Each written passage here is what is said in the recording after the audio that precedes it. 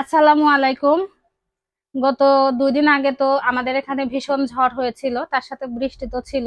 আর এখন যেহেতু আমের সময়, ঝড় বৃষ্টি হলে আম তো গাছ থেকে পড়বে।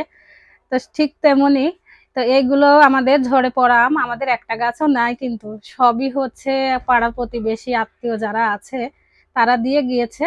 তো আমি আমের আচার আহ, গতদিন বিকালে তৈরি করেছি। এটা চিনি দিয়ে বানিয়েছি, দেখতে কিন্তু বেশ লোভনীয় হয়েছে আর খেতে কিন্তু আরো বেশি সুস্বাদু হয়েছে। তো আমি এটা ভেবেছি যে রোদ্রে শুকিয়ে একটু শুকনো করে রাখবো যেন অনেক দিন থাকে। আর এখন আর একটুখানি আম ছিল, মানে আরো কয়েকটা আম ছিল, সেই আমের এখন আচার বানাচ্ছি। এই যে দেখুন, এটাও চিনি দিয়ে তৈরি করতেছি, খুবই সাদামাটা ভাবে, তবে খেতে ভীষণ ভালো লাগবে, ভালো লাগেও। তো হচ্ছে শুরু করেছি কিছুক্ষণ আগেই। তো আপনারা কারা কারা আমের আচার খেতে ভালোবাসেন আর ফ্রিতে আম পেয়ে আমের আচার বানিয়েছেন কমেন্টে জানাবেন।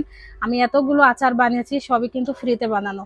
এরপরে কিন্তু আরো আছে, দেখায় আপনাদেরকে। এই যে দেখুন, এখানেও এটুকুনো আমের আচার, এটা গতকালই বানিয়েছি, তবে সকালের দিকে বানিয়েছিলাম, এটা রুটি দিয়ে খাওয়ার জন্য বানিয়েছি।